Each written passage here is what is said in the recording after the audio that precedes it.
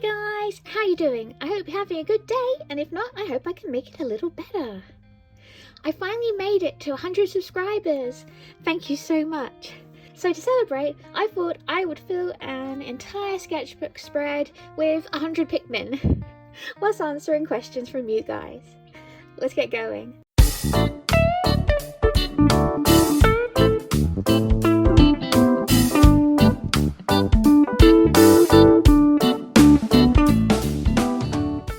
So here's everything I'm going to be using. Just my Ohuhu alcohol markers, just the basic ones with the chisel and the fine nib in blue, yellow and red. I've got some basic fine liners, pencil, and I have a dice. Or is it a die? It's a die, isn't it, when it's a single one? Why do I have a die? Just to make it a bit more fun for me, really, because drawing 100 Pikmin is kind of repetitive, and I figured I could roll the dice to determine which kind of Pikmin I'm going to draw. So 1 and 2 will be red Pikmin, 3 and 4 will be yellow Pikmin, 5 and 6 will be blue Pikmin, and I'll also roll the dice to determine whether they have a flower, a bud, or a leaf coming out of their heads. Hi guys, voiceover Rachel here, ready to answer your questions whilst you watch me scribble lots of little Pikmin. I have some art questions and one fun one, so I'll do the art ones first and we'll save the fun one till the end. And the first question is from Beancat, and they ask, your favourite sketchbook and why? Well, I must be honest, it's not the one I'm currently using. If you're curious, this is a Moleskine plain notebook, so it's not actually a sketchbook. The paper is quite thin in comparison to their sketchbooks, but I figured it would be fine for like literally just sketching. But yeah, I kind of don't like it. The tinted paper is quite cute, but it does mean you have to alter your colour choices to adjust to the tinting. The pages are thin, they bend easily, they can tear easily if you erase. I have to make a lot of accommodations for it.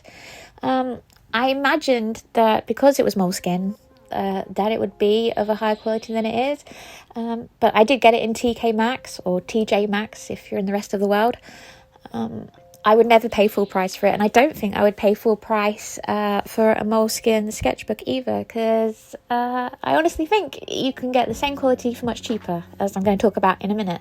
You may have also seen that I do have a Sea White of Brighton mixed media sketchpad. I think they're quite popular at the moment. I did buy mine a couple of years ago with the intention of using alcohol inks in, but I found that they spread, so I wasn't very happy with that. And I have actually also heard that they're not great for watercolours. However, I did use it for Inktober with my watercolour pens, and I did really enjoy using it for that. But I haven't yet found any other media that work well in it. Maybe pencils would be good. We'll see in the future. However, finally, to answer your question, my favourite sketchpad, which I don't think many people have heard of, is the... well, it says A5, but I think they do it in other sizes as well. But the A5 recycled sketch pad from the Worcestershire Stationery Company. It's cartridge paper, 170 GSM, and the paper and pad is all recycled. I think currently they just sell them in packs of 5, but it's currently here for $19.99, but that's actually a really good price. What is that? That's like £4 a sketchbook. For all previous Inktovers, apart from the last year where I used watercolour markers, I've used alcohol markers, and they go on so beautifully on this paper. They do link through to the other side. I was aware that would happen. That happens with a lot of paper. I think you have to spend an awful lot of money to get special paper, and maybe in the future I will. But it's smooth coverage, the paper is white and crisp, it feels of high quality, it's recycled, so you know you're doing something for the environment. And the thing that I like most about it is that it's got a ring spine rather than a book spine. I know a lot of you guys like doing double page spreads, so you might not enjoy the fact that it's got a ring binder instead, but I like that you can just like fold it over and it's going to be flat. The pages aren't going to flop around on the spine, and I tend to do a sketch on one side of a spread and the art on the other side, so that suits me well.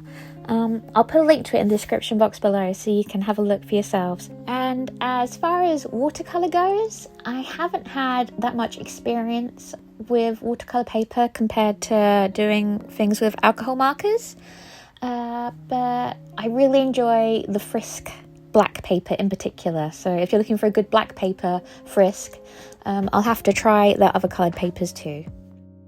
Next question is from David, and he asks, who has been the biggest influence on your art? That's actually a really hard question, because the artists I like aren't necessarily the ones that show through in my art style, because let's be honest, my art style is quite basic. But I think, like most kids, I grew up watching cartoons. I do like shoujo manga and anime, especially the art by Clamp. I think Clamp are my favourite artists. I grew up watching a lot of Batman, so we can add Bruce Timm and Tim Sale to the list. I also grew up when the Gorillas started to become popular, so we can add them also. In more recent times, I've been drawn to more indie and kawaii style art. I love Moomin by Tove Jansson, and I absolutely adore Bee and Puppy Cat by Natasha Algheri, as well as other kawaii indie comics, often featuring cats. So if there's a cat in your comic, there's a good chance I'm going to read it. The biggest influences to my online comic companions is anime and manga again, kawaii indie comics again, such as Bee and Puppy Cat, the colours and the softness of Bee and Puppy Cat. But in particular, manga, which I don't believe has been translated into English yet, but you can see a fan-subbed version on YouTube, is called Yokohama Kaidashi Kiko. I think goes by the name Quiet Country Cafe, and I think also some people call it Yokohama Shopping List. It's just a lovely chilled anime about the end of the world, and I absolutely recommend it if you just want to have a moment to just relax. And if you can read Japanese, then absolutely see if you can pick up a copy of the manga too. Next up, we have 2 questions by Rachel. Cool name, by the way. First one is, what inspired you to start art in the first place? Well, we all learn it at school, and I didn't hate it. I think I've always been drawn towards creative forms of expression rather than other more academic subjects. Though, I have a master's, so I do all right academically, but I enjoy art. And growing up watching so many beloved animation and reading so many graphic novels, comics and manga, I wanted to have a go at creating my own. Especially because in theory I'm a trained screenwriter, and in theory I write horror films, but that's only one side of me. I really love cute and charming things as well, and I wanted to balance out the horror side of me with something cute and equally expressive. And also, getting films made is hard, whereas you can be a single person and create a comic, and it helps, because when you're a screenwriter, you can feel a lot of frustration of writing your baby, sending it out into the world. People have all their opinions on it that you may agree with, you might not agree with. People might never make your film. They might make your film, but they make it completely differently than how you imagined. Sometimes it's nice to just draw a picture and have complete autonomy over the project. And if it looks good, that's great. If it doesn't, oh well. Rachel's second question is, and what are your favourite art supplies? You know what? Ask me this on one day, you're going to have one answer. Ask me on a different day, you're going to have a different answer. But right now, I am really loving watercolour pens. I know, I'm mad. I'm the only person in the world who really loves watercolour pens. But I love that they're both pen and watercolor combined. And if I had to tell you one set of watercolor pens to buy if you were going to invest in them, the Albrecht Dürer watercolor markers are the ones I recommend. But you know what? I've discovered that the cheaper ones are actually quite fun to mess around with, you know, if you just want to have a little feel for it. Ink is ink, water is water. It's really more about light resistance, I think, when it comes to high quality watercolor markers. But yeah, they're what I'm enjoying at the moment. Okay, and my final question is the fun one that I was talking about. It's from A&K Together, and they ask, what is my favorite Japanese food? And that would be sashimi. In particular, salmon sashimi. I always judge a Japanese restaurant on the kind of sashimi they have on offer. And I think there's nothing more delicious than a fatty piece of raw salmon with some soy sauce and either lemon or yuzu squirted on top and a bit of raw radish. It just tastes clean, wholesome, delicious. And I don't know, it just makes me feel good. Though, I mean, I'm the kind of person who likes raw oysters as well. So maybe that just says more about me, that I just like eating raw fish. But put a sashimi boat in front of me and I'm a happy Rachel. Well, that's all the questions I had to answer, so I'll let you enjoy watching me do more Pikmins for a little while, and then I'll fast forward to the end, because it turns out drawing 100 Pikmins takes a while.